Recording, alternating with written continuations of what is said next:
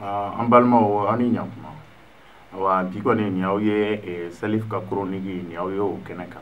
bi chronique in na an bɛna kuma fɛn min kan o ye journalistes ani olu ka baara kɛcogoya ani baara bɛ faamuya cogoya min na jamana kɔnɔdenw fɛ ka sabula an y'a jateminɛ kɔsa in na an ka journaliste fila bɛ yen nɔ Abubakar Diko ani David Dembele olu kɔni ye enquête dɔ kɛ enquête min senfɛ u y'a ye k'a fɔ ko Jean Zerbo Monseigneur Jean Zerbo ale kɔni ko compte dɔ b'ale bolo Suisse compte in kɔni kɔnɔ wari b'a kɔnɔ wari min ni an m'o sɔrɔ cogo dɔn donc olu y'o yira ani ale kelen kun tɛ ani mɔgɔ fila wɛrɛ chrétien ɲɛmɔgɔba fila wɛrɛ olu fila de kun tɔgɔ bɛ fɛn in na u mɔgɔ saba donc olu kɔni y'o information yira ni k'o fɔ ni k'o di Le Monde ma Le Monde k'o publier Le Monde Afrique k'o publier o ko kɔni kɛra o kɛra ko ye min kɛra mankanba ye an fɛ an ka jamana kɔnɔ yan nɔ parce que munna an ka ministre yɛrɛ min ɲɛsinnen don diinɛko ɲɛmɔgɔya ma ale taara RFI la ka t'i sigi ka taga journaliste ninnu yɛrɛ ka taga olu dɔgɔya n'i y'a ta ka jateminɛ ni journaliste fila in min fɔra u ye kuma min fɔ u ye enquête min kɛ ka sɛgɛsɛgɛli min kɛ ni ka jaabi ye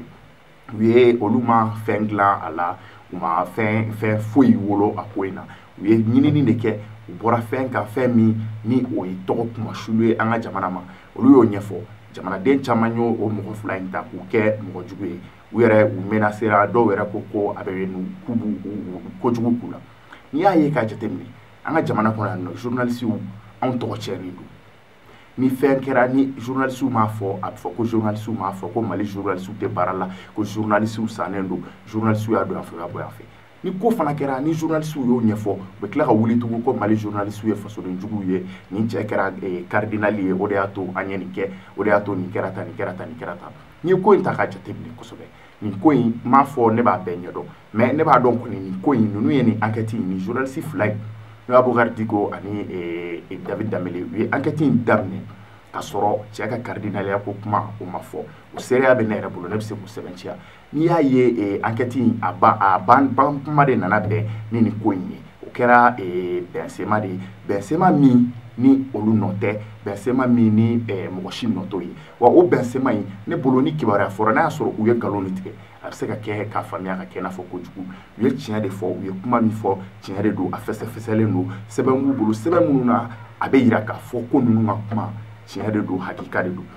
journaliste fila in kɔni olu kɔni ye tɔɔrɔ caman sɔrɔ nin ko in sababu la ka sabu kɛ u nenina ni k'u dɔgɔya dɔw yɛrɛ nimero in ko ni fɛnw bɛ dɔw wele nin ko kɔni ne bolo nin ye ko ye ko min an b'an ka sɔn min ka taa ɲɛ an ka jamana kɔnɔ Mali la n'i y'a ye sisan ko caman bɛ ka bɔ a sira fɛ n'i y'a ye ko caman bɛ ka bɔ a sira fɛ ni journaliste sen bɔ a la a tɔ b'i dɛmɛ nin ko ninnu an ka jamana n'i y'a jateminɛ ko caman tun bɛ kɛ an ka jamana kɔnɔ fɔlɔ-fɔlɔ o tun tɛ fɔ maliyɛnw tun tɛ bɔ a kalama mais an bɛ wagati min na ko sisan ko mana kɛ yɔrɔnin min na dɔrɔn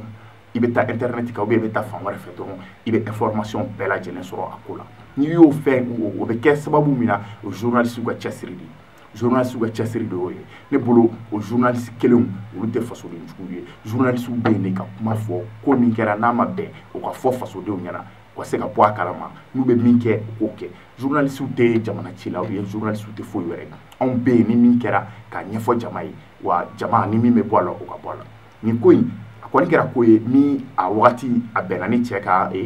cardinaliya wagati ye o wagati a ko kɛra furukufuruku ye mais ni mɔgɔ fila in kɔni n'u ye u ka baara dɔrɔn de kɛ u ye baara min kɛ a bɛ fɔ nin de ma ko journaliste ka baara nin journaliste ka baara de ye ka ko ɲɛɲini ka fɛsɛfɛsɛ n'i y'a ɲɛdɔn ka ɲɛfɔ jamana kɔnɔdenw ye u y'o baara dɔrɔn de kɛ ne bolo ni ninnu ma tanuni min sɔrɔ nin ko la u man ko o masiba sɔrɔ nin ko la o tɛmɛnen kɔ ka bɔ yen nɔ n'i y'a jateminɛ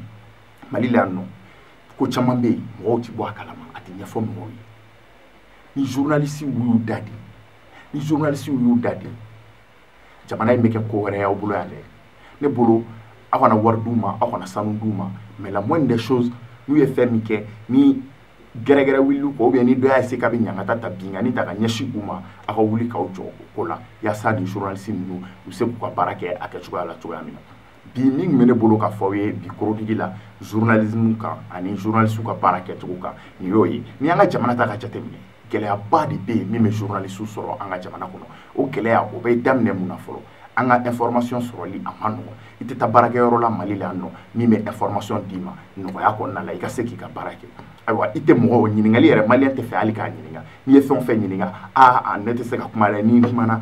ni min bɛ baara la a b'a fɔ n'a kumana a ka patron ma n'o mɛn minisiri ma n'o mɛn a kuma bɛ kɛ tan a kuma bɛ kɛ tan Mali la journalisme franchement a ka gɛlɛn kojugu mɔgɔw tɛ sɔn ka kuma an bɛ minnu wele ko source minnu bɛ kibaruya la di journaliste fana ma minnu bɛ information di journaliste ma olu tɛ sɔn ka kuma Mali la kuma ma nɔgɔ Mali la journalistes b'u ɲɛsin yɔrɔ min ma o ye jamana kɔnɔdenw bingani minnu ni problème minnu bɛ ɲɛsin jamana kɔnɔdenw ma n'u b'a fɔ o ma ko problème société problème malien journaliste b'i ɲɛsin o fɛn ninnu de ma hali o fana n'i y'a ta ka jateminɛ i bɛna taa mɔgɔ mɔgɔ fɛ yen ko ne bɛ fɛ k'e interviewer n bɛ fɛ k'i ɲininka k'a bɛ bɔ video de la i bɛ bɔ tan karisa ne tɛ sɔn ka bɔ télé la n cɛ ko n kana kɛ tan n muso ko n kana kɛ tan ne ba mana n ye n mana kɛ tan n mana fo français fɔ n mana kɛ tan a kuma bɛ caya journalistes bɛ baara kɛ gɛlɛyaba de kɔnɔ an ka jamana kɔnɔ o gɛlɛya ninnu ne bolo an ka Mali journalistes u ni foli ka kan u ni baara ka kan wa u ni dɛmɛ ka kan dɛmɛ min n'o bɛ se k'u ka baara nɔgɔya u bolo cogoya min na o dɛmɛ o ye mun dɛmɛ ye